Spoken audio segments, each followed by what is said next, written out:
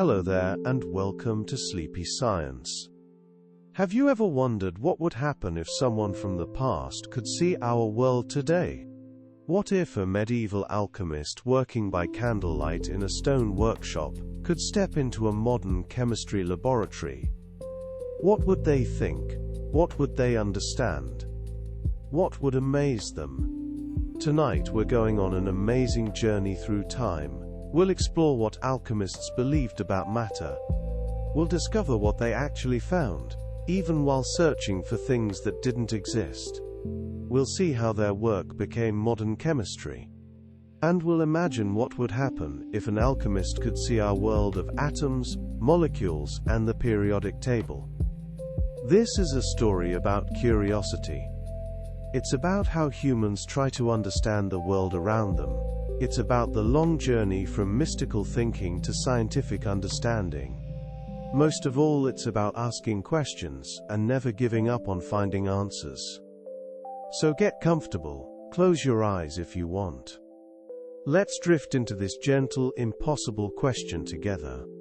What if a medieval alchemist could understand modern chemistry? Let's find out. Chapter 1: The World of the Alchemist. Imagine a stone room, somewhere in Europe, more than 600 years ago. The walls are thick and cold. The only light comes from a small window high on the wall, and from candles flickering on a wooden table. Outside, the world is quiet. No electric lights, no machines humming. Only the sound of wind, the distant call of a bird, the crackle of a fire in the corner. On the table sits strange equipment. A glass vessel shaped like a bird's head, called an alembic. It's used for distillation, for separating liquids. A round-bottomed flask called a retort, also for distillation. Crucibles made of clay, for heating metals to high temperatures. A mortar and pestle for grinding powders.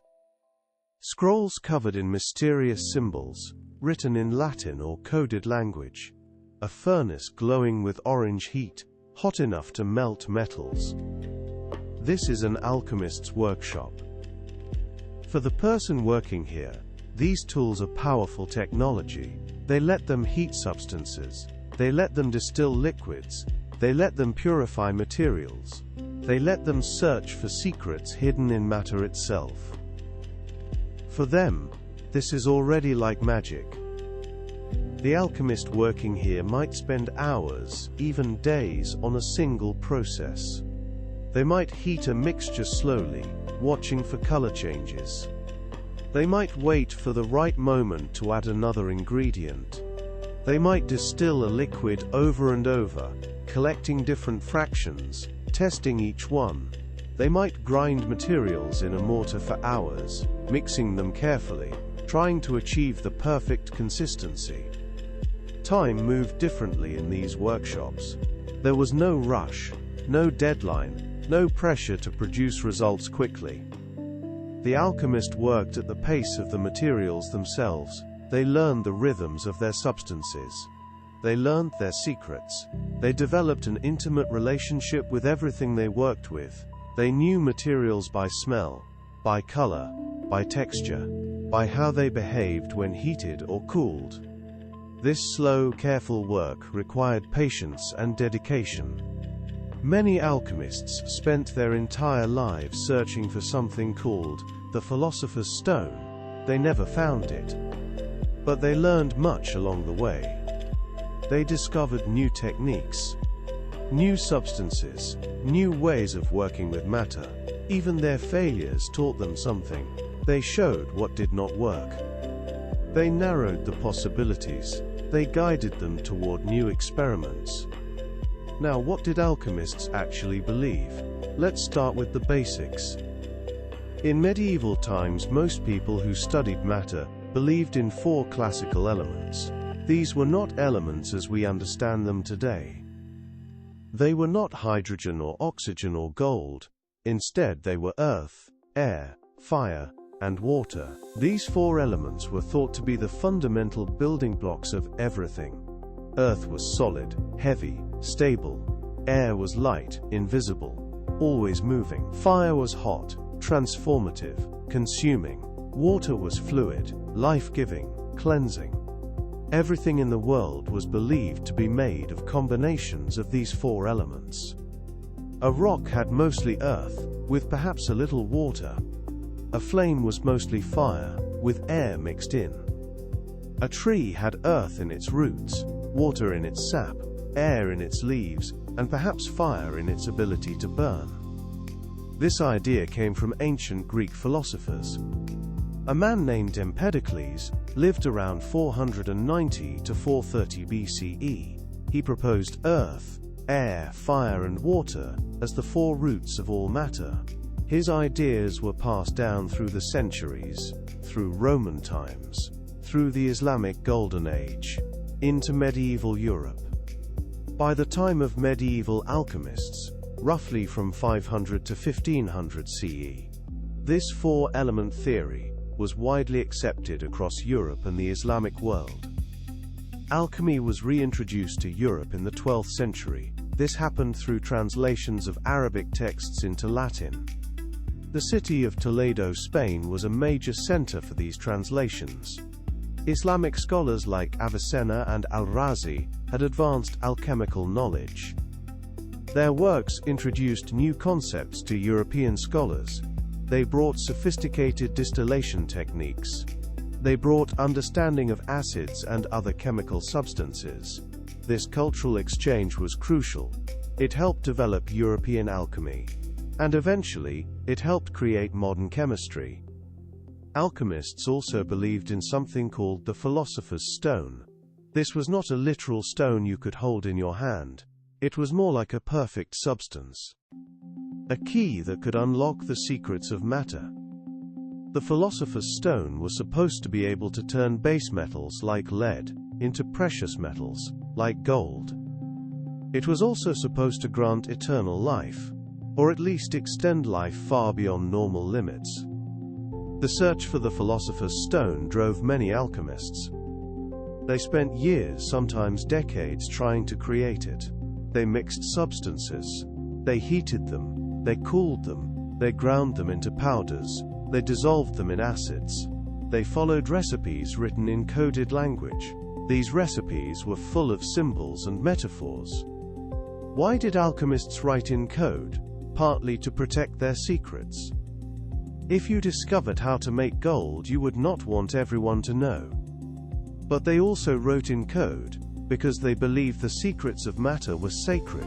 They were mystical, not meant for ordinary people. This secrecy sometimes led to trouble.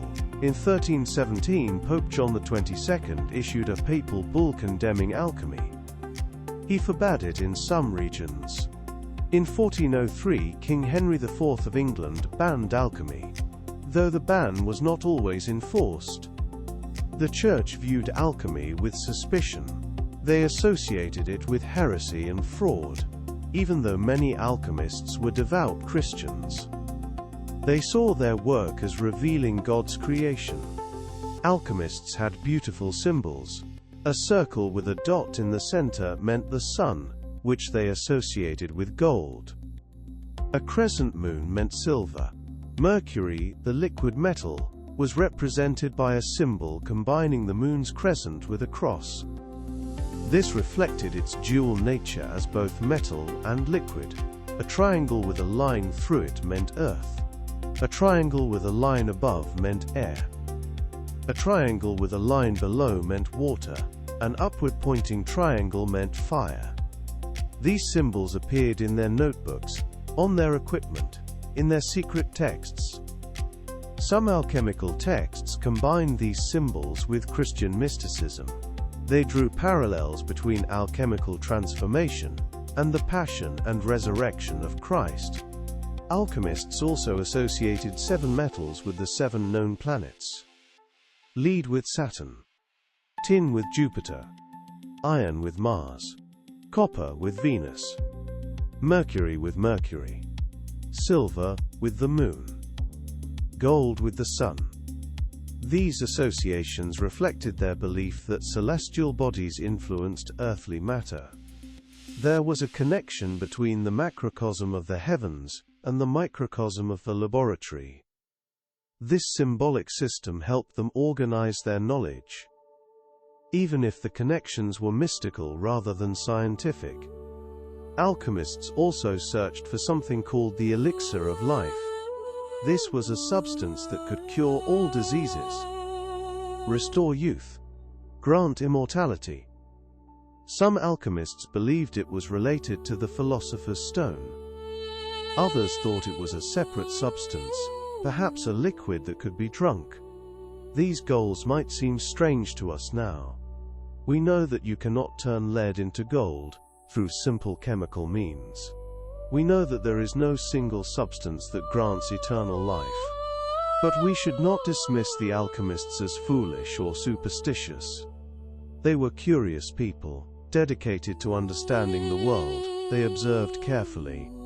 They experimented constantly. They recorded their results, even when those results were failures. In many ways they were the first chemists, even if they did not call themselves that. Several notable medieval alchemists made important contributions. Albertus Magnus was a German Dominican friar. He lived from around 1193 to 1280. He emphasized empirical observation over reliance on authority. He conducted scientific experiments. He wrote extensively on various subjects, including alchemy. He advocated for the coexistence of science and religion. His student Thomas Aquinas lived from 1225 to 1274. He sought to reconcile alchemical practices with Christian theology. Another important figure was Roger Bacon. He was an English philosopher and Franciscan friar. He lived from 1219 to 1292. Bacon wrote extensively on optics, linguistics, and medicine. He considered both alchemy and astrology as parts of natural philosophy. He produced his great work for Pope Clement IV. This was intended as a university curriculum. It emphasized observation and experimentation over reliance on ancient authorities. Bacon advocated for the use of mathematics and experimentation in understanding nature. These ideas would become central to the scientific method centuries later. So that's the world of the alchemist, a world of four elements, a world of mystical symbols, a world of patient, careful work, a world searching for secrets in matter itself. But what did they actually discover? That's what we'll explore next. Chapter 2. What alchemists actually discovered. Now let's look at what alchemists actually discovered. Even while searching for things that did not exist, they found many things that did. The history of alchemy stretches back much further than the medieval period. Some of the earliest known alchemists were Mary the Jewess. She lived in the 1st to 3rd centuries AD. Mary is often considered the first true alchemist of the Western world. She is credited with inventing several chemical apparatuses, including the bain-marie, or double boiler. This is still used in kitchens and laboratories today. Her work laid foundational concepts for later alchemical practices. Around 300 AD, an Egyptian alchemist named Zosimos of Panopolis authored some of the oldest known books on alchemy. Zosimos introduced the term charuk meta. This means things made by hand. It emphasized the practical, experimental nature of alchemical work. His writings show that alchemists were already developing systematic approaches to working with matter. Even if their theories were mystical, alchemists developed many techniques that are still used in chemistry today. They learned how to distill liquids. This means separating different substances based on how easily they evaporate. The alembic, a distillation apparatus with a bird's head spout, was perfected by Islamic alchemists. It became a standard tool. Distillation was crucial for purifying water, for creating medicines, for producing alcohol. Alchemists used distillation to create concentrated spirits from wine. They developed techniques that are still used in modern alcohol production. The process of distillation required careful attention. The alchemist would heat a mixture slowly. They would watch for the first vapors to rise. These vapors would travel through the neck of the alembic. They would condense on the cool surface. They would drip down into a collection vessel. The first drops, called the head, were often discarded. They contained volatile impurities. The middle portion, called the heart, was the purest and most valuable. The last portion, called the tail, contained heavier, less volatile components. This careful separation required skill and experience. You had to know when to change collection vessels, when the distillation was complete. Alchemists also learned fractional distillation. This means separating mixtures into multiple components. You collect different fractions at different temperatures. They discovered that each substance had its own boiling point. By controlling temperature carefully, they could separate complex mixtures into their components. This technique is still used today in petroleum refining. Crude oil is separated into gasoline, diesel, and other products, all based on their different boiling points. They learned how to purify metals. They removed impurities through heating and cooling. The process of refining gold, for example, involved heating the metal with lead. The lead would absorb impurities. The lead would then be removed, leaving behind purer gold. This process, called cupellation, was used for centuries. It's still used today in precious metal refining. They learned how to make alloys. These are mixtures of different metals that create materials with new properties. Bronze is an alloy of copper and tin. It was harder than either metal alone. This made it ideal for tools and weapons. Brass is an alloy of copper and zinc. It was more malleable and had a golden color. This made it prized for decorative objects. Steel is an alloy of iron and carbon. It could be made harder or softer depending on how it was treated. This made it versatile for many uses. Alchemists also developed techniques for crystallization. This is when you dissolve a substance in a solvent, then allow the solution to cool slowly. Pure crystals form. They learned sublimation. This is turning solids directly into vapors, bypassing the liquid state entirely. Substances like camphor or iodine can do this. They learned calcination. This is heating substances to high temperatures to drive off volatile components. It converts minerals to oxides that could be used in further reactions. These techniques allowed them to work with materials in ways that had never been done before, even if their understanding of why these processes worked was limited. They developed an intuitive sense of how materials behaved. They learned through countless experiments what worked and what did not. This practical knowledge was invaluable. Even if the theoretical understanding came later, they discovered how to make acids, like nitric acid and sulfuric acid. Historical records show that alchemists in the Islamic world developed methods for producing these acids. Particularly Jabir ibn Hayyan, around 800 CE. Jabir, also known as Geber in Latin texts, wrote hundreds of works on alchemy. He is credited with discovering nitric acid, sulfuric acid, and hydrochloric acid. He also identified elements like arsenic, antimony, and bismuth, though he did not understand them as we do today. The production of these acids was dangerous work. To make nitric acid, alchemists would mix saltpeter, potassium nitrate, with vitriol, sulfuric acid, and heat the mixture. Fumes would rise. They were corrosive and choking. They required careful handling. The resulting acid could dissolve most metals, including gold and silver. This amazed the alchemists. They called it aqua regia, or royal water, because it could dissolve the king of metals, gold. Sulfuric acid was made by heating green vitriol, iron sulfate, until it decomposed. This released sulfur trioxide.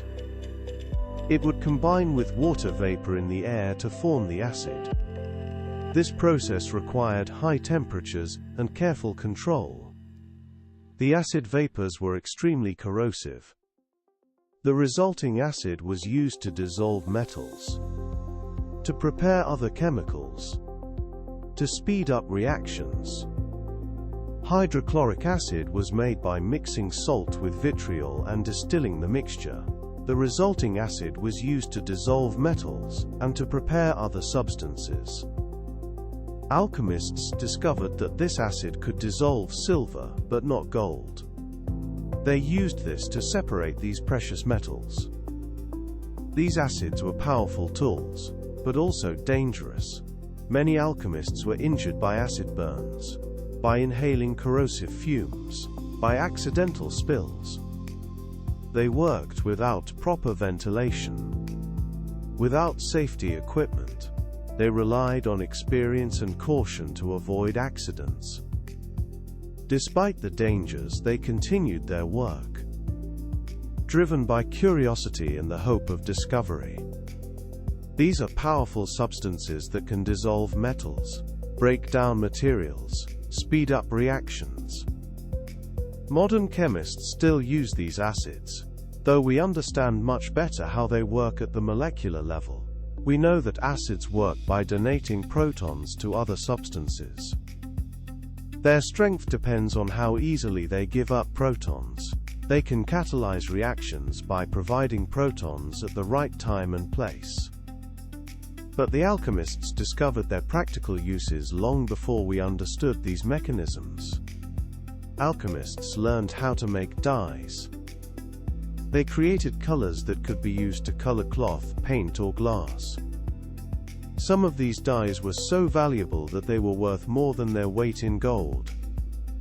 Tyrian purple, made from sea snails, was reserved for royalty in ancient times. The process of making Tyrian purple was incredibly labor-intensive. Thousands of sea snails had to be collected, their glands extracted, the dye carefully processed. It took about 12,000 snails to produce just 1 gram of dye. That's why purple became associated with wealth and power. Vermilion is a red pigment made from mercury sulfide. It was highly prized. Alchemists would heat mercury and sulfur together. They carefully controlled the temperature to produce the bright red compound. The process was dangerous. Mercury vapors are highly toxic, but the resulting pigment was so vibrant and stable that it was used in paintings for centuries. Many famous works of art, including those by Renaissance masters, used vermilion made through alchemical processes. Indigo is a blue dye extracted from plants. It was another valuable product. Alchemists learned to extract the dye from indigo plants. They processed it. They created a concentrated form that could be used to dye cloth. The process involved fermentation, oxidation, and careful timing, all to achieve the right shade of blue. Indigo became so valuable that it was traded like currency in some regions. The process of making dyes required careful control of temperature, timing, and ingredients. A few degrees too hot or too cold, a few minutes too long or too short, and the dye would not form properly. The alchemist had to learn these subtleties through experience, watching countless batches, noting what worked and what did not. Alchemists also produced potash, potassium carbonate, and sodium carbonate. These substances are still used today in soap making, glass production, and other industries. Potash was made by burning wood and leaching the ashes with water, then evaporating the solution to get the white powder. Sodium carbonate, also called soda ash, was made from plant ashes or from certain minerals. These substances were essential for making soap. Soap required combining fats with alkalis. The alchemists' work in producing these materials was crucial for daily life. Even if they did not understand the chemical reactions involved, they developed methods for making medicines. They extracted active compounds from plants and minerals. Paracelsus was a Swiss alchemist who lived from 1493 to 1541. He revolutionized medical alchemy. He argued that diseases should be treated with specific chemical remedies, rather than the traditional four-humor theory. He introduced the use of metals like mercury, antimony, and arsenic in medicine, though some of these treatments were toxic. Paracelsus also developed a theory of three principles: mercury, sulfur, and salt. He believed these three substances were the fundamental components of all matter. This replaced the four classical elements in his system. Mercury represented the volatile, fluid principle. Sulfur represented the combustible, transformative principle. Salt represented the solid, stable principle.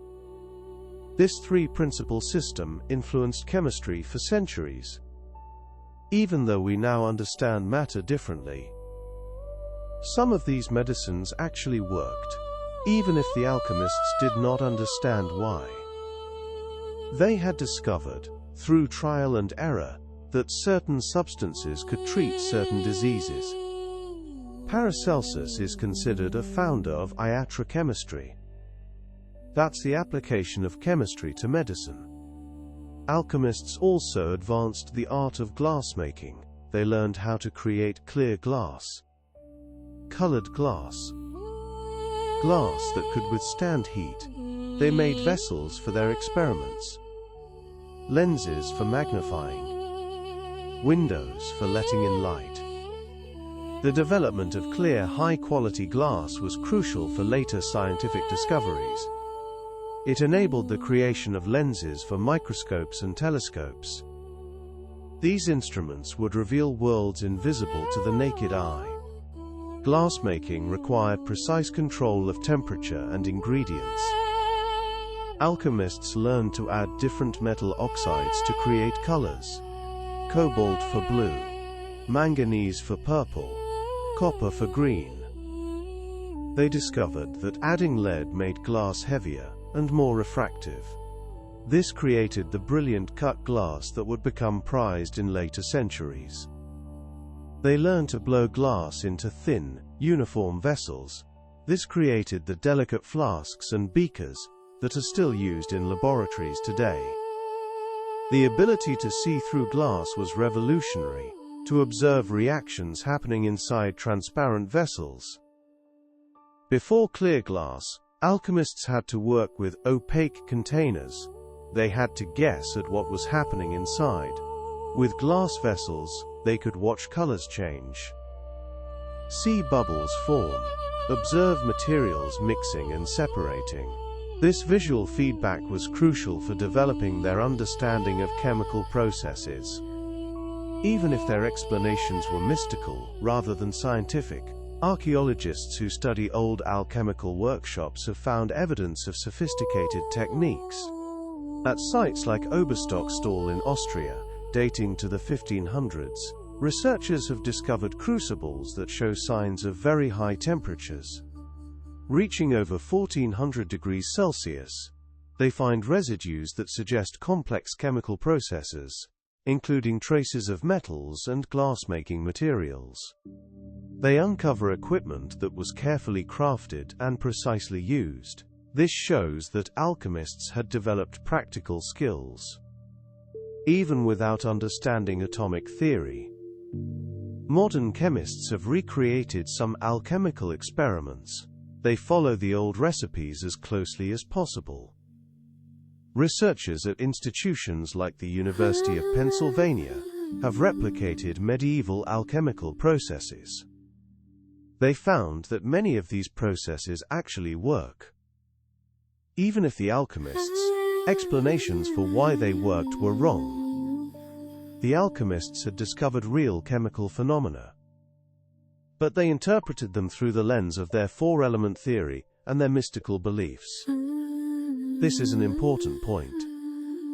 What works and why it works are two different things. You can discover that mixing two substances creates a new color.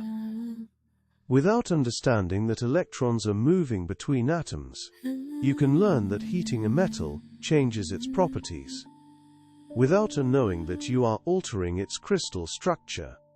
Alchemists were excellent at discovering what works. They were limited in understanding why it works. Because they did not have the tools and concepts we have today. They could not see atoms. They could not measure molecular weights. They could not understand quantum mechanics. But their practical knowledge was real, and it laid the foundation for modern chemistry. So that's what alchemists actually discovered. They found real techniques, real substances, real ways of working with matter, even while searching for things that didn't exist. But how did we get from alchemy to chemistry? That's our next chapter. Chapter 3, The Bridge from Alchemy to Chemistry. Now let's trace the bridge from alchemy to chemistry. The slow transition that took place over centuries. The shift did not happen suddenly. There was no single moment when alchemy became chemistry. Instead, it was a gradual process. Many people contributed along the way. One important figure was a man named Robert Boyle. He lived in England from 1627 to 1691. Boyle questioned the four-element theory in his book The Skeptical Chemist. This was published in 1661. He performed careful experiments. He wrote down his results clearly, without the coded language of the alchemists. He argued that matter should be studied through observation and experiment, not through ancient texts and mystical beliefs. Historians of science note that Boyle is sometimes called the father of modern chemistry, though he still believed in some alchemical ideas, including the possibility of transmutation. He represents the transition period, when people were moving from mystical thinking to scientific thinking. But they had not yet fully arrived. Boyle's law describes the relationship between pressure and volume of gases. It's still taught in chemistry classes today. Another important figure was Antoine Lavoisier. He lived in France from 1743 to 1794. Lavoisier is often called the father of modern chemistry, because he helped establish chemistry as a quantitative science. He carefully measured the masses of substances before and after reactions. He used precise balances. In experiments conducted in the 1770s and 1780s, he discovered that matter is conserved. Nothing is created or destroyed in chemical reactions, only rearranged. Interestingly, a Polish alchemist named Michael Sendivogius lived from 1566 to 1636. He had discovered that air contains a life-giving substance. This was nearly 170 years before oxygen was officially identified. Sendivogius called this the quote of life.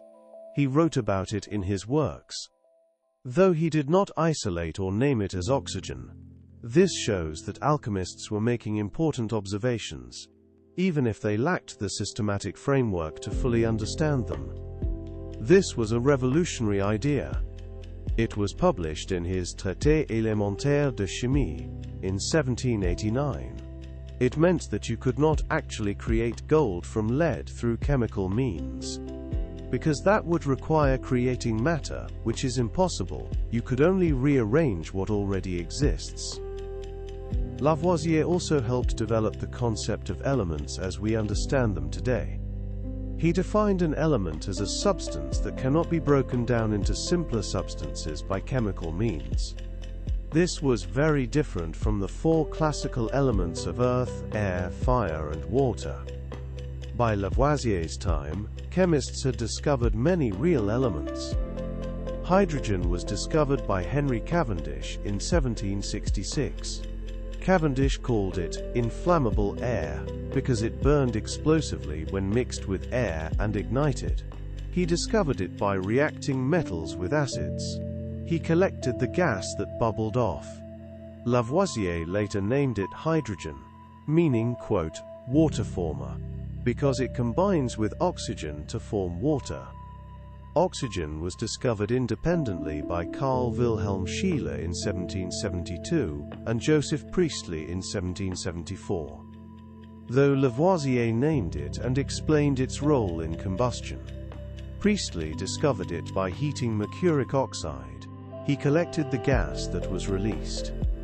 He noticed that this gas made candles burn brighter, that mice could breathe it longer than ordinary air. He called it dephlogisticated air.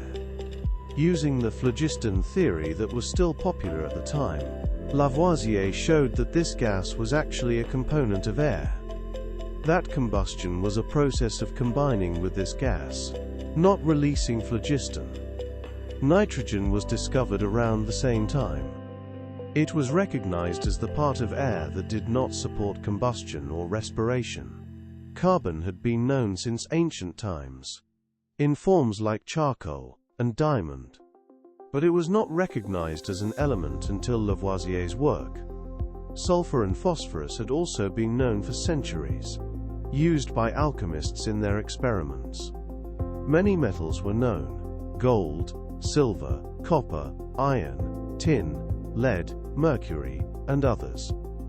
These were not combinations of earth, air, fire, and water.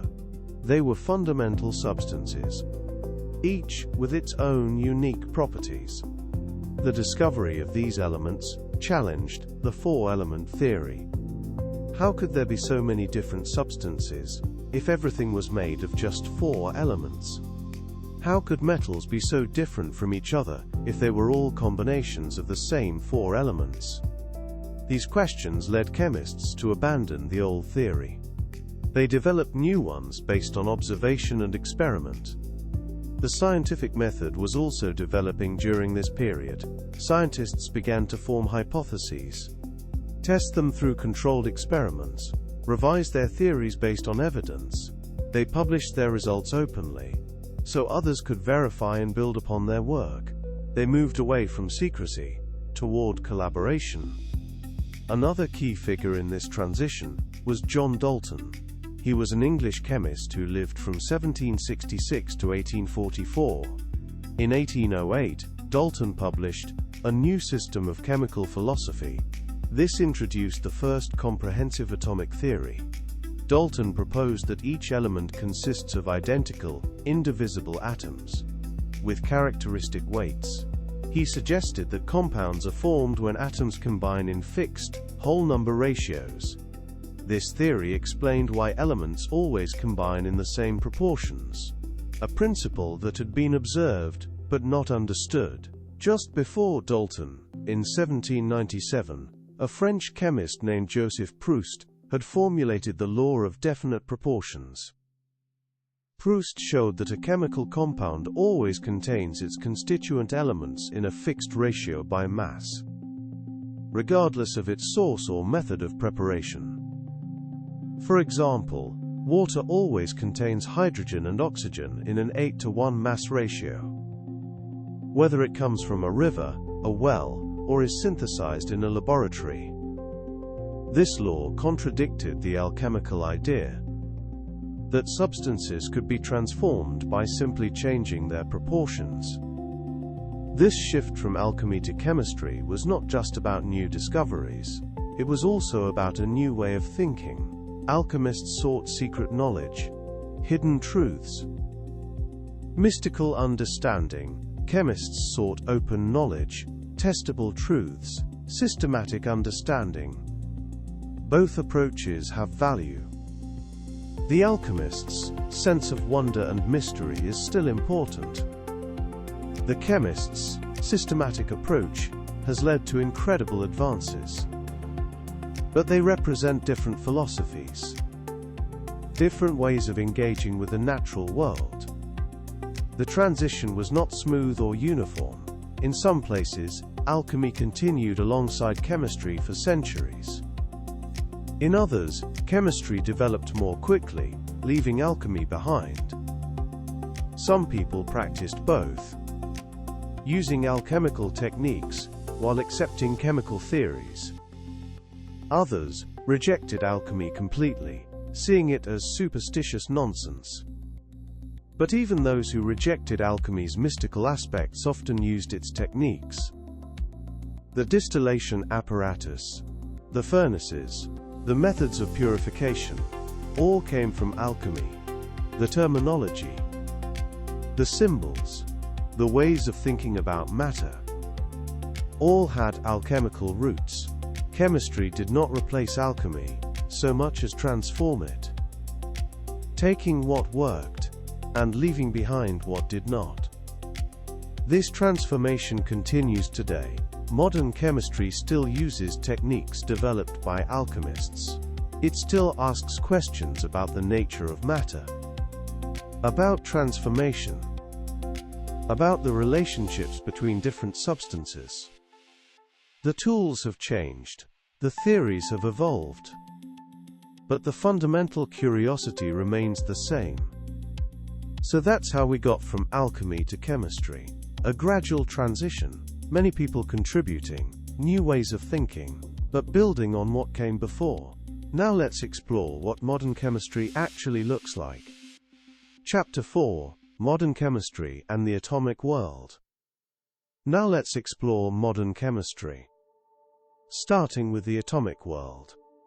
Everything around you is made of atoms. The air you breathe, the water you drink, the food you eat, your own body. All of it is composed of atoms, tiny particles so small that you cannot see them, even with the most powerful light microscopes.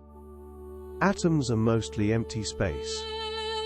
If you could enlarge an atom to the size of a football stadium, the nucleus would be about the size of a marble, sitting at the center of the field. The electrons would be like tiny grains of sand, whirling around the outer edges of the stadium. Everything in between is empty space. This is a strange idea. It would have been completely foreign to medieval alchemists. They thought matter was solid, continuous, made of the four elements blending together.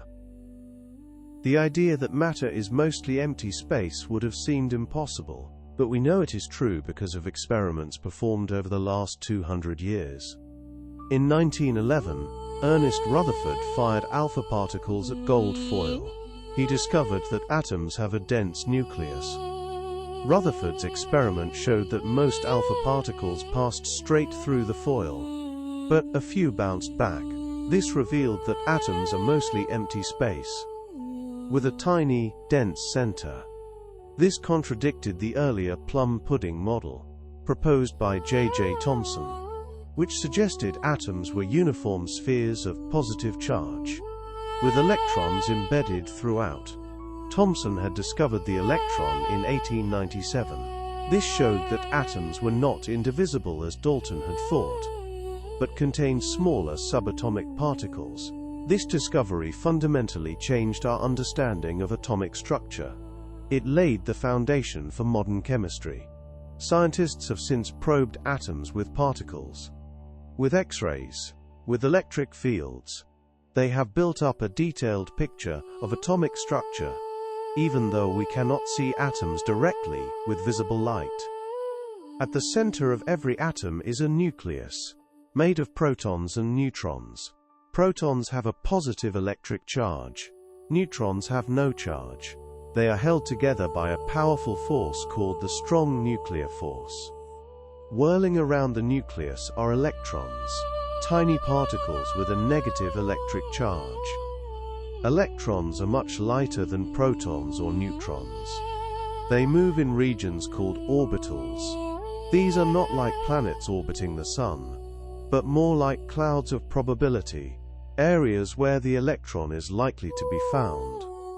The number of protons in an atom's nucleus determines what element it is.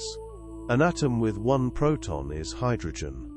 An atom with 2 protons is helium. An atom with 6 protons is carbon. An atom with 8 protons is oxygen. An atom with 79 protons is gold.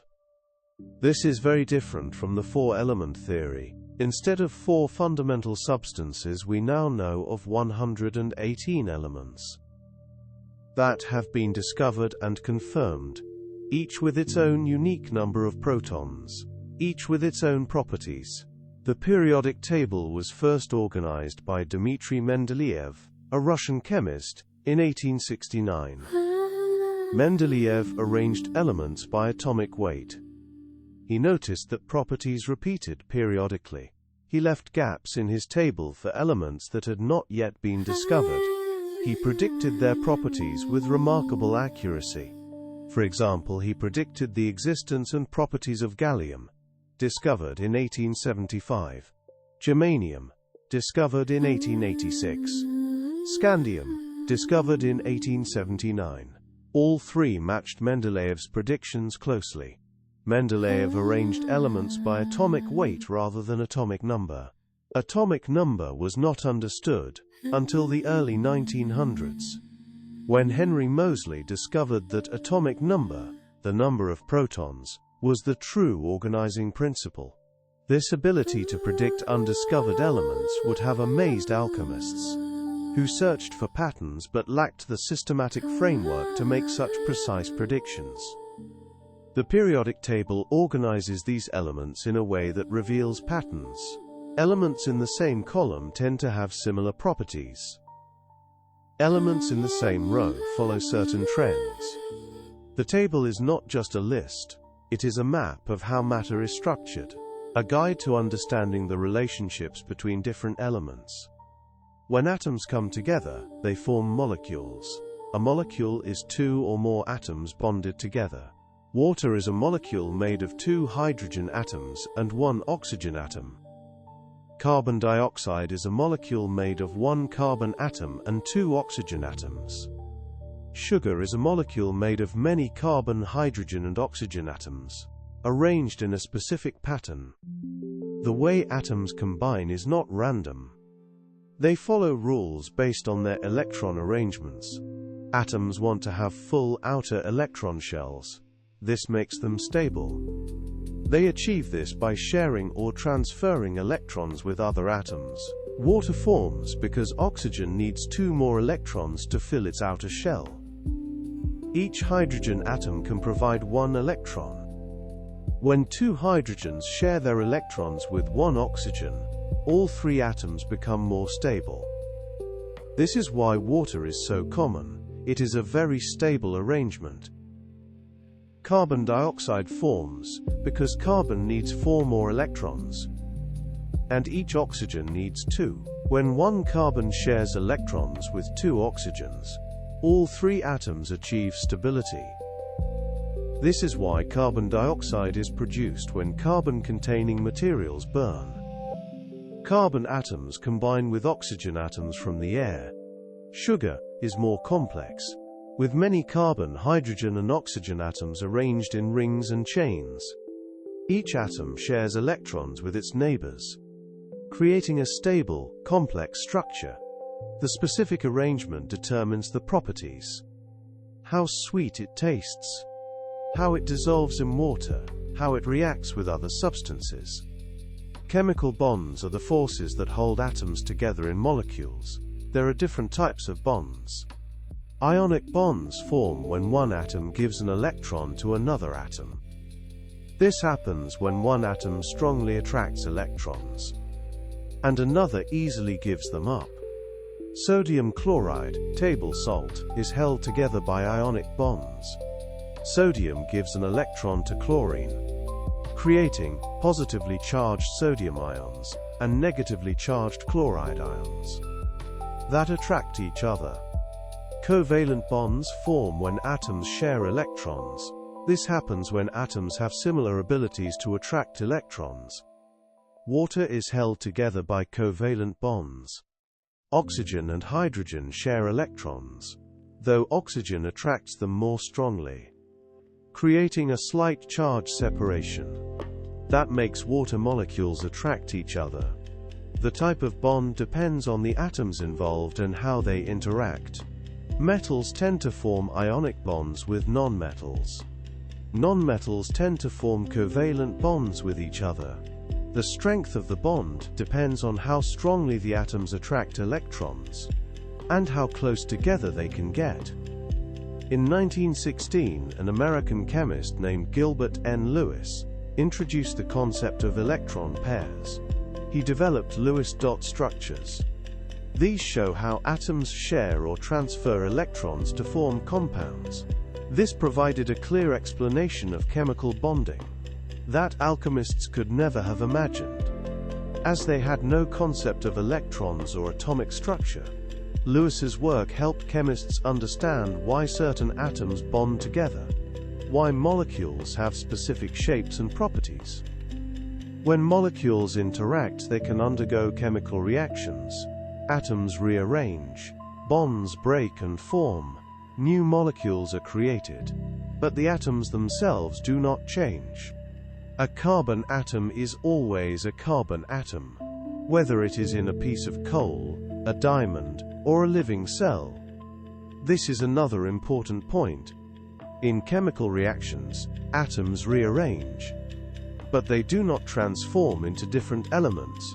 You cannot turn lead into gold through ordinary chemical means, because that would require changing the number of protons in the nucleus, which chemical reactions cannot do. Chemical reactions happen when molecules collide with enough energy and in the right orientation. The energy needed to start a reaction is called activation energy. Once started, some reactions release energy, making them self-sustaining, while others require continuous input of energy to continue. The rate of a reaction depends on many factors: temperature, concentration, surface area, the presence of catalysts. Higher temperatures give molecules more energy, making collisions more likely to result in reactions. Higher concentrations mean more molecules are present, increasing the chance of collisions. Larger surface areas expose more molecules to each other, speeding up reactions. Catalysts provide alternative pathways for reactions, lowering the activation energy needed. The alchemist would recognize these factors from their own work. They knew that heating reactions made them proceed faster.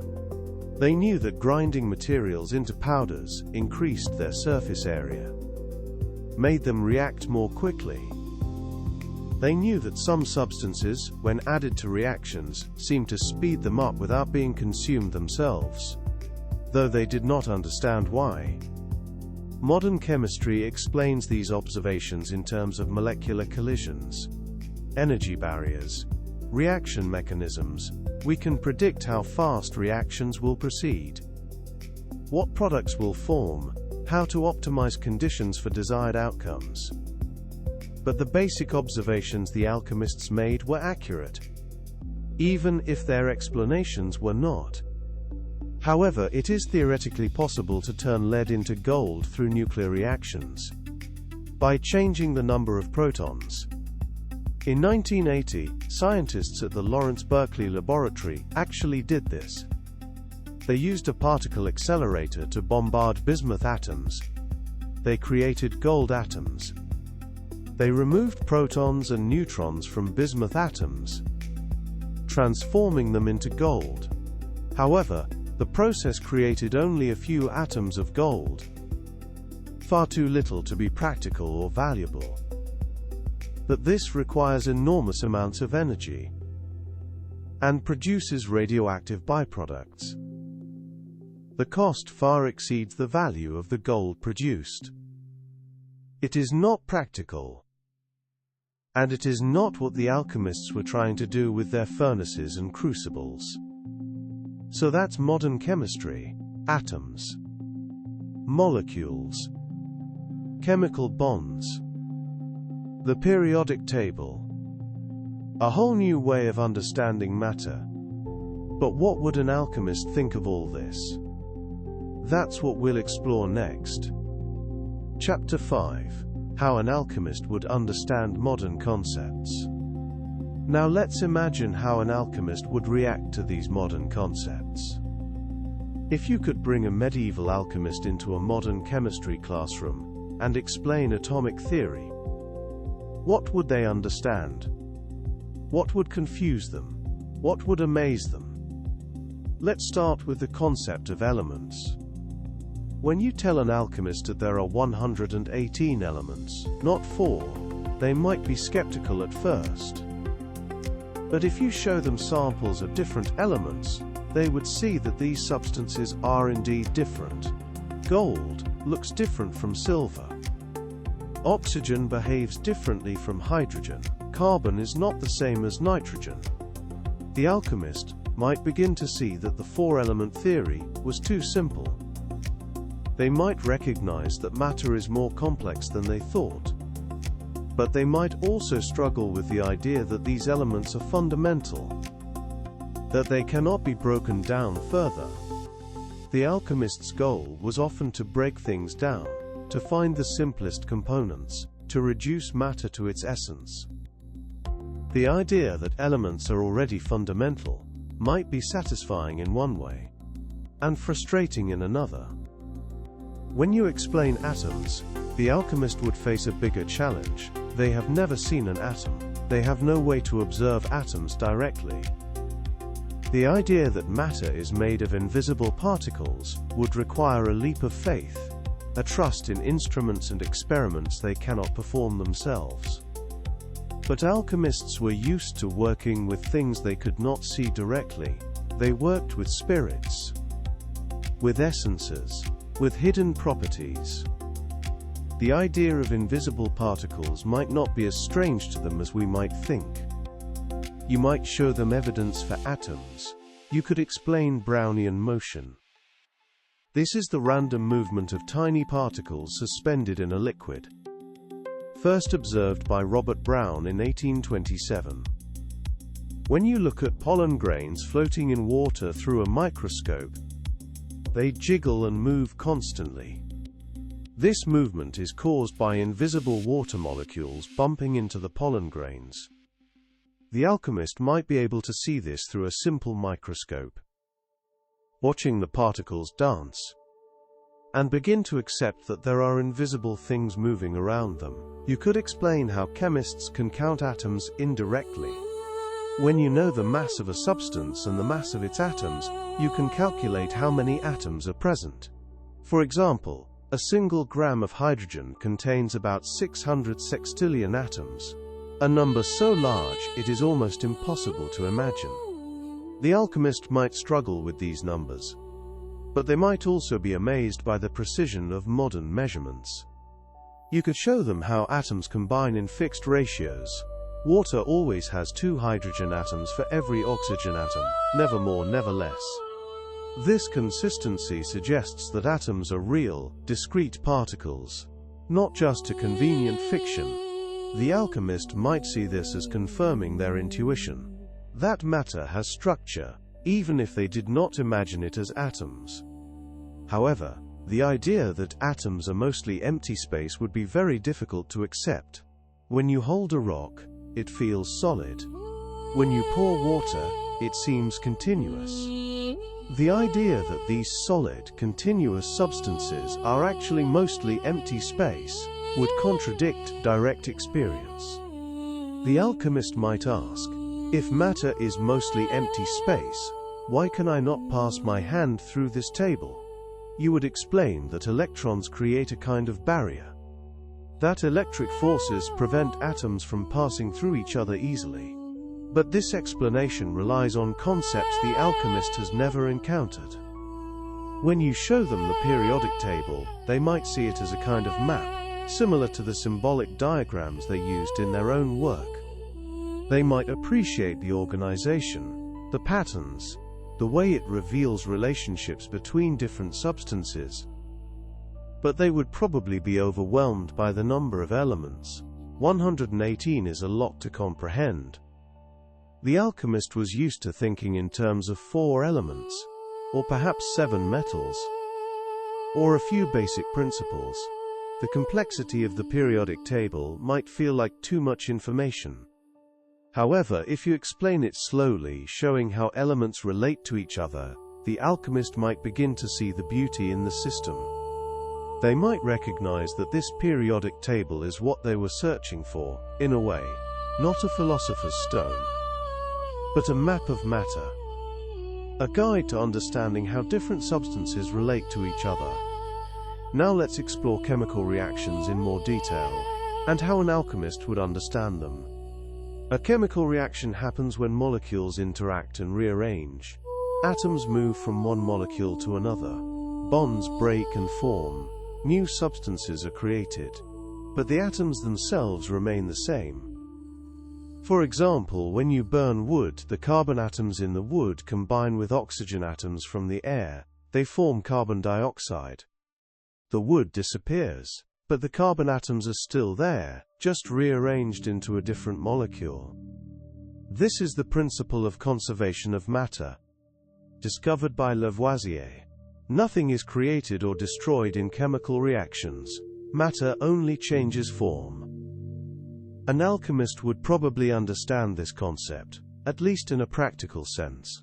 They knew that when they heated a metal it changed. But the metal did not disappear completely. They knew that when they mixed two substances, the total amount of material stayed roughly the same. But they might interpret this differently. They might think that the four elements were rearranging, that earth was becoming fire, or water was becoming air. They would not think in terms of atoms rearranging, because they did not believe in atoms. When you explain that atoms rearrange but do not transform, the alchemist might see this as similar to their own understanding, but also different. They believed in transformation, in the ability to change one thing into another fundamentally. The idea that atoms always remain the same might seem limiting to them. However, they might also find it satisfying. The idea that matter is conserved aligns with some mystical beliefs about the eternal nature of substance. The alchemist might see atomic theory as confirming, in a scientific way, what they felt intuitively. When you explain why lead cannot be turned into gold through chemical means, the alchemist might be disappointed, but they might also be curious. If atoms rearrange but do not transform, and if gold and lead are different elements with different numbers of protons, then perhaps the goal of transmutation was always impossible through the methods they were using.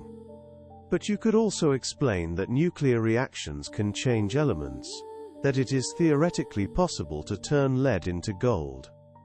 Just not through the heating and mixing they were doing. This might give them some satisfaction, knowing that their goal was not completely impossible, just beyond the reach of their tools and knowledge. You could show them examples of chemical reactions that might seem like transmutation. When iron rusts, it combines with oxygen from the air, changing from a shiny metal to a reddish powder. To an alchemist, this might look like iron transforming into something else. But you could explain that the iron atoms are still there, just combined with oxygen atoms in a new way. The rust can be converted back to iron by removing the oxygen, showing that no true transformation occurred. Similarly, when you heat copper carbonate, it breaks down into copper oxide and carbon dioxide. The green powder changes to black, and a gas escapes. To an alchemist, this might look like one substance becoming another. But you could show them that the copper is still copper, just in a different compound. The carbon and oxygen are still present, just separated. These examples might help the alchemist understand the difference between chemical reactions, which rearrange atoms, and nuclear reactions, which actually change elements. They might begin to see why their attempts at transmutation failed.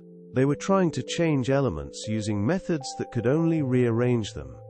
Now let's look at the periodic table more closely, and how an alchemist might see it as a kind of map they were searching for.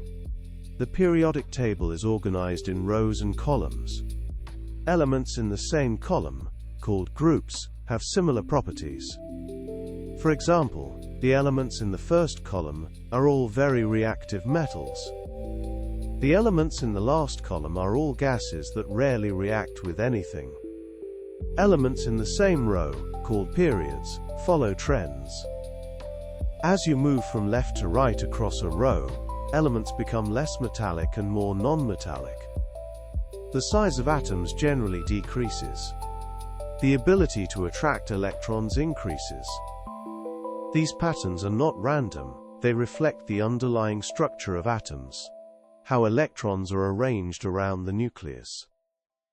Elements with similar electron arrangements have similar properties. An alchemist might see the periodic table as a kind of map. Similar to the symbolic diagrams they used, they might recognize that it organizes knowledge in a way that reveals relationships. They might appreciate that it shows how different substances relate to each other. But they would probably be most interested in the metals, especially the precious metals, like gold, silver and platinum. These were the substances they worked with most often. They might be curious about why these metals are grouped together, what properties they share, why they are valuable.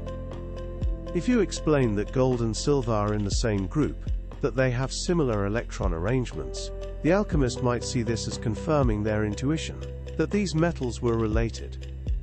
They might recognize that their practical knowledge about working with metals aligned with scientific understanding. Even if their theories were different, the alchemist might also be interested in the transition metals, the elements in the middle of the periodic table.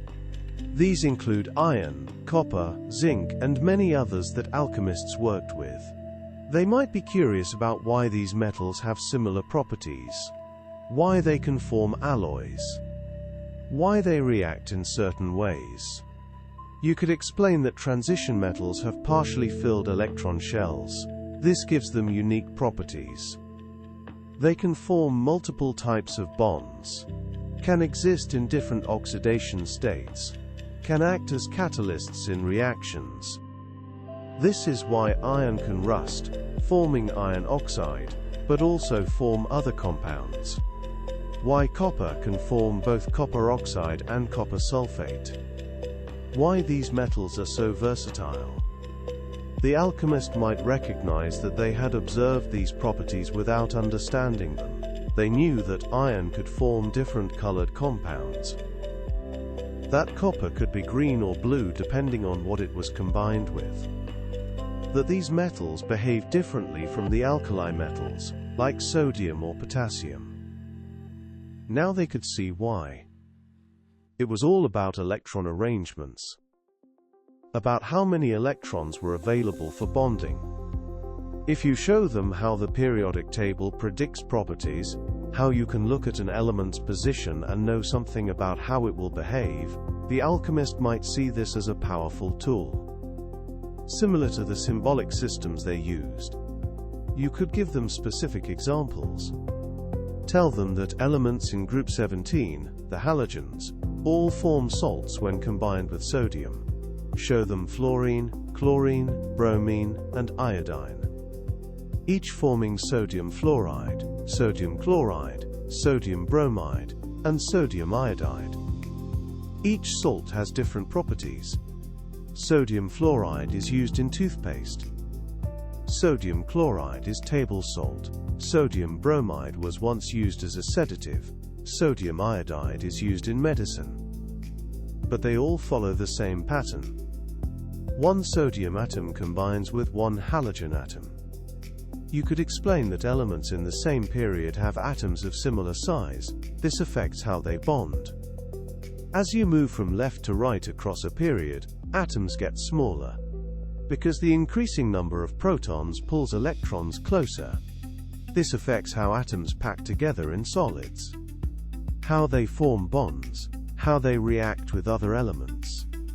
The alchemist might begin to see the periodic table as a kind of Rosetta Stone, a key that unlocks the relationships between elements. They might recognize that this is what they were searching for, not a philosopher's stone that transforms matter, but a map that reveals its structure. But they might also be overwhelmed by the complexity. The periodic table contains a lot of information. Understanding it fully requires knowledge of atomic structure, electron arrangements, chemical bonding, The alchemist might feel that modern chemistry has become too complicated, too removed from direct observation. However, they might also appreciate that modern chemistry has not lost the sense of wonder. The periodic table is beautiful. The patterns are elegant. The relationships between elements are profound. In this way, modern chemistry still has something in common with alchemy, even if the methods and theories are very different. You could show them specific examples of how the periodic table predicts properties.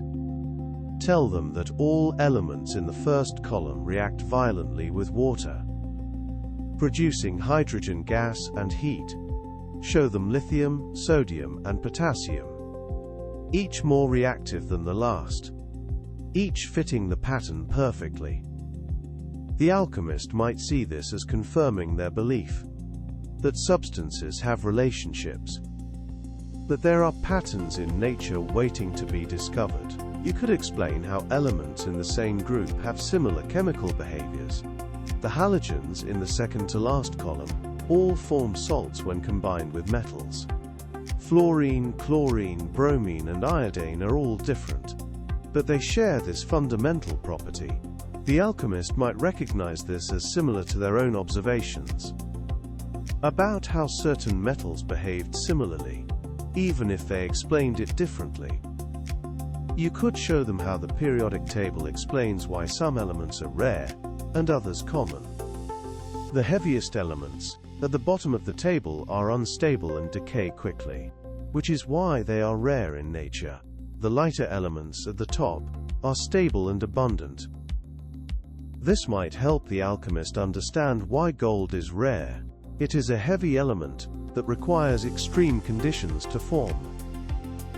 Conditions that existed only in exploding stars billions of years ago. So that's how an alchemist might understand modern concepts. Some things would make sense. Some things would be confusing. Some things would be amazing. But they would see connections between their work and ours, between their questions and our answers. Now let's bring everything together. Chapter 6: The Legacy and the Journey. Now let's think about the legacy of alchemy, how it contributed to modern chemistry, and how modern chemists honor that tradition. Alchemy contributed to modern chemistry in many ways. The techniques developed by alchemists are still used today, like distillation, purification, and alloy creation. The equipment they designed evolved into modern glassware. The spirit of experimentation is still central to chemistry. Alchemists were among the first to perform systematic experiments, to record their results, to build on previous work. Some alchemical symbols are still used today. The symbol for gold, a circle with a dot, is still recognized. The symbol for silver, a crescent moon, is still familiar. These symbols connect modern chemistry to its alchemical roots. The terminology of alchemy also influenced chemistry. Words like alcohol and alkali come from alchemical terms. Alcohol comes from the Arabic al-kuhl, meaning a fine powder used in cosmetics. Alchemists later applied this to distilled spirits. Alkali comes from the Arabic al-kalay, meaning ashes, referring to substances extracted from plant ashes. The word chemistry itself comes from alchemy, which likely derives from the Arabic alchemia. Though scholars debate whether this came from the Greek word for Egypt, or from an older term meaning the art of transformation. Modern chemists honor the alchemical tradition by recognizing that chemistry grew from alchemy, that the search for understanding matter has a long history. They appreciate that alchemists were curious, dedicated, willing to spend years searching for answers. However, modern chemistry has also moved beyond alchemy in important ways. It is based on systematic observation and experimentation, not mystical beliefs. It is open and collaborative, not secretive. It is quantitative and precise. not qualitative and approximate. But both approaches share a fundamental curiosity about matter, a desire to understand what things are made of, and how they change. This curiosity is what drives chemistry forward, whether it is alchemy or modern chemistry. You could show the alchemist how their work lives on in unexpected ways. The symbol for medicine, the caduceus, features two snakes entwined around a staff. This has alchemical origins. The idea of the elixir of life lives on in modern pharmacology. Where scientists search for drugs that can extend healthy life, the quest for transformation lives on in materials science. Where researchers create new materials with amazing properties, you could explain how modern chemists still face some of the same challenges the alchemists did. They still struggle to understand how some reactions work, why some substances behave unexpectedly, how to create new materials with desired properties. The tools are better, the theories are more sophisticated, but the fundamental questions remain. You could show them how modern chemistry has achieved some of the alchemists' goals, though in different ways. They wanted to create gold. Modern chemistry can create materials more valuable than gold for specific purposes. They wanted to extend life. Modern medicine has extended average lifespans dramatically. They wanted to understand matter. Modern chemistry has revealed the atomic and molecular structure of matter in incredible detail. The alchemist might see that their dreams were not foolish, just premature. They were asking the right questions, but lacked the tools and knowledge to answer them. Modern chemistry has those tools and that knowledge, and has achieved things the alchemists could only imagine. Now let's think about what concepts would be easiest for an alchemist to grasp, and what would be most challenging. The easiest concepts would probably be the ones closest to direct observation. The idea that different substances have different properties would make sense. The alchemist knew that gold was heavy and shiny, that mercury was liquid and silvery, that sulfur was yellow and smelled like rotten eggs. They knew these properties through direct experience, through handling these materials, through observing how they behaved. The idea that you can separate mixtures, purify materials, combine substances, would be familiar. The alchemists spent much of their time doing exactly this: distilling mixtures to separate components, heating materials to drive off impurities, mixing substances to create new ones. They might be surprised to learn that modern chemistry uses the same techniques, just with better understanding of why they work. The idea that matter is conserved would probably make intuitive sense, even if the alchemist interpreted it differently. They knew that when they heated a metal, it changed but did not disappear. They knew that when they mixed two substances, the total amount stayed roughly the same. They might interpret this as the four elements rearranging, but the basic observation would be familiar. The idea that some substances react with each other would be very familiar. The alchemist did this constantly. They mixed metals with acids, watched them dissolve, saw new substances form. They heated mixtures, watched colors change, observed gases escape. They ground powders together, saw them combine, felt heat or cold develop. You could show them specific examples that would be familiar. When you mix vinegar, acetic acid with baking soda, sodium bicarbonate, bubbles form and the mixture fizzes. To an alchemist, this would look like a transformation, one substance becoming another, but you could explain that the acid and base are reacting to form carbon dioxide gas, water, and sodium acetate. The atoms are rearranging, not disappearing or being created. When you burn a candle, the wax disappears, but you could show that it combines with oxygen from the air to form carbon dioxide and water vapor. The matter is conserved, just rearranged. The alchemist might recognize this as similar to their own observations about combustion, even if they explained it differently. These familiar examples might help the alchemist understand that modern chemistry is not completely foreign, that it builds on observations they made themselves, just with better explanations.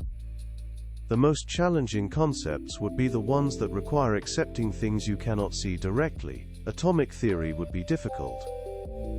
The idea that matter is mostly empty space would be very hard to accept. The idea that atoms are fundamental would require a shift in thinking. You could try to help them understand by using analogies. Explain that atoms are like the letters in a book. You cannot see individual letters when reading, but you know they are there, because words are made of them. Similarly, you cannot see atoms directly, but you know they exist, because matter behaves as if it is made of them. Explain that the idea of atoms being mostly empty space is like a solar system. The planets are tiny, compared to the vast distances between them.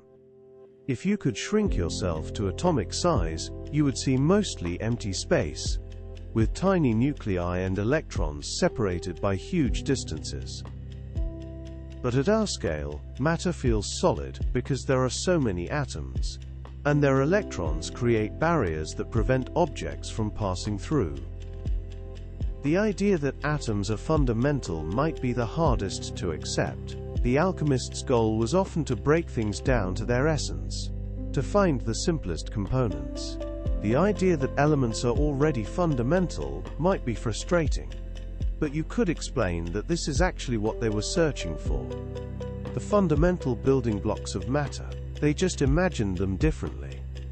Quantum mechanics would be completely incomprehensible. The idea that electrons exist in probability clouds, that particles can be in multiple places at once, that observation affects reality. This would seem like magic, even to someone used to mystical thinking. You could try to explain using their own concepts. Tell them that in quantum mechanics, particles exist in a state of possibility until observed, like a recipe that has not been cooked yet. All possible outcomes exist simultaneously until you look, at which point one possibility becomes reality. The alchemist might see this as similar to their belief that the outcome of an experiment depends on the state of mind of the experimenter, though quantum mechanics describes this in mathematical terms. But ultimately, quantum mechanics would be beyond their comprehension. It requires accepting that the world operates according to probability, not certainty. It requires understanding wave-particle duality, superposition, entanglement. These concepts are difficult even for modern students, let alone someone from the medieval period. The idea that chemical bonds are about sharing or transferring electrons would be abstract. The alchemist thought in terms of substances mixing, combining, transforming. The idea of electrons moving between atoms would be invisible and strange. You could try to explain using their own observations. When they saw a metal dissolve in acid, they might have thought the metal was being transformed. But you could explain that electrons are being transferred from metal atoms to hydrogen ions in the acid, creating metal ions that dissolve in water. The metal is still there, just in a different form, with different electron arrangements. But the concept of electrons themselves would be difficult.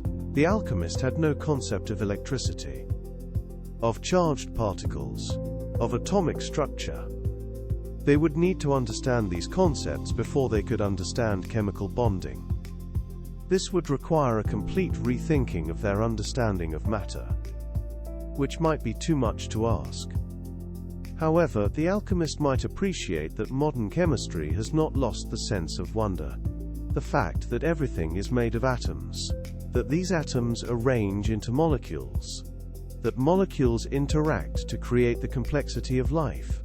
This is still amazing, even if it is understood scientifically rather than mystically.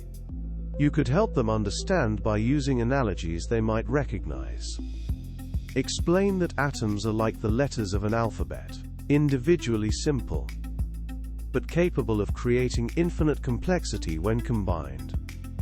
Just as letters form words, and words form sentences, and sentences form stories. Atoms form molecules, and molecules form compounds, and compounds form the materials of the world. Explain that chemical bonds are like relationships between people. Some are strong and lasting, like covalent bonds, while others are temporary and easily broken, like some ionic bonds. Just as people form communities, atoms form molecules, and these molecules interact to create the complex systems we see in nature. Explain that chemical reactions are like recipes. You start with certain ingredients, follow specific steps, and end up with something new. The alchemist would understand this, as they followed recipes constantly. But you could show them that modern chemistry understands why recipes work, what each step does, how ingredients interact, in ways that go far beyond their understanding. These analogies might help bridge the gap between their mystical understanding and modern scientific knowledge. They might begin to see that modern chemistry is not so different from what they were doing, just more systematic, more precise, more understood. Now let's return to our central question. Would medieval alchemists understand modern chemistry? The answer is complex. They would understand some things easily. Other things were difficulty, and some things not at all. They would understand the practical aspects: heating, cooling, mixing, separating, purifying. These are things they did themselves, even if their explanations were different. They would understand the idea that different substances have different properties, that you can create new substances by combining others, that matter can be transformed through processes. They would struggle with atomic theory, with the idea that matter is made of invisible particles, that atoms are mostly empty space, that elements are fundamental and cannot be broken down. They would not understand quantum mechanics, probability clouds, wave functions, the deepest levels of how matter works. But they might appreciate that modern chemistry has not lost the sense of wonder, the curiosity about matter, the desire to understand transformation. They might see modern chemistry as a continuation of their own work, even if the methods and theories are very different. They might recognize that the search for understanding matter is a long journey, one that they helped begin, one that continues today. You could show them how their work connects to modern chemistry in unexpected ways. Their search for the Philosopher's Stone led them to develop techniques for purifying and transforming materials, techniques that are still used today. Their quest for the elixir of life led them to develop medicines and study the effects of substances on the body, laying the foundation for modern pharmacology. Their belief that matter had hidden properties led them to experiment and observe, developing the experimental approach that is central to modern science. You could explain that modern chemistry still faces questions similar to theirs. We still search for ways to transform materials, to create new substances. To understand the nature of matter, we still develop new techniques, discover new reactions, find new applications. The tools are better, the understanding is deeper, but the fundamental curiosity remains the same. You could show them that modern chemistry has not lost the sense of mystery. Even with all our knowledge, there are still things we do not understand. How did life begin? How do complex molecules self-assemble? What is dark matter? These questions drive modern chemistry, just as the search for the Philosopher's Stone drove the alchemists. The alchemist might see that their work was not in vain, that it contributed to something larger than they could have imagined. They might recognize that modern chemistry is, in a way, the fulfillment of their dreams. Though in forms they never expected, they might see that the search for understanding matter is a continuous journey, one that they helped begin. And that continues today. The journey from alchemy to chemistry is not a story of replacing wrong ideas with right ones. It is a story of building understanding, of asking better questions, of developing better tools, of seeing deeper into the nature of matter. The alchemists contributed to this journey. Their observations, their experiments, their techniques, all became part of the foundation of modern chemistry. We honor them not by dismissing their mystical beliefs, but by recognizing their curiosity, their dedication, their contribution to the long search for understanding. The alchemists asked fundamental questions about matter, questions that still drive chemistry today. They developed techniques for working with materials, techniques that are still used. They made observations about how substances behave, observations that were accurate even if their explanations were not. Most importantly, they maintained a sense of wonder about the natural world, a curiosity that drove them to experiment, to observe, to search for answers. This sense of wonder is still important in modern chemistry, even if it is expressed differently. The alchemists' belief that matter has secrets waiting to be discovered is still true, even if we understand those secrets differently. And we continue their work, using the tools and knowledge we have, knowing that future chemists will look back at us and see both what we got right and what we got wrong, both our insights and our limitations. The search for understanding matter is never finished. There are always new questions, new mysteries, new depths to explore. Outro. So there we have it, a journey through time, from medieval alchemy to modern chemistry, from 4 elements to 118. From mystical symbols to the periodic table, from the search for the philosopher's stone to the understanding of atomic structure. We've explored what alchemists believed, what they actually discovered, how their work became modern chemistry, and what would happen if an alchemist could see our world today. This is a story about curiosity, about how humans try to understand the world around them, about the long journey from mystical thinking to scientific understanding. Most of all, it's about asking questions and never giving up on finding answers. The alchemists asked fundamental questions, they developed useful techniques, they made important observations. Their work laid the foundation for everything that followed.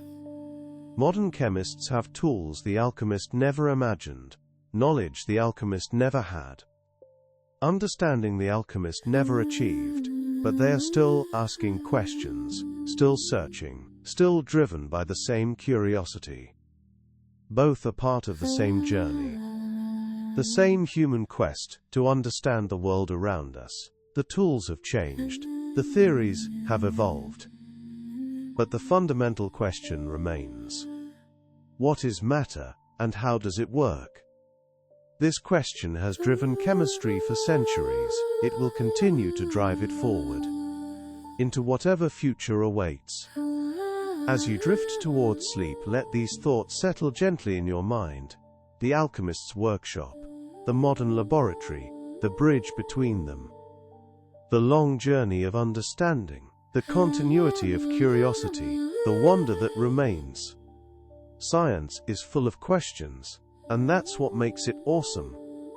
The search for understanding never ends. There are always new mysteries to explore, new discoveries to make, new connections to find. Thank you for joining me on this journey through time. I hope it sparked your curiosity. I hope it made you wonder. I hope it helped you see the connections between past and present, between alchemy and chemistry, between questions and answers. I'm Sleepy, and this was your science story for today. Good night, and sweet dreams.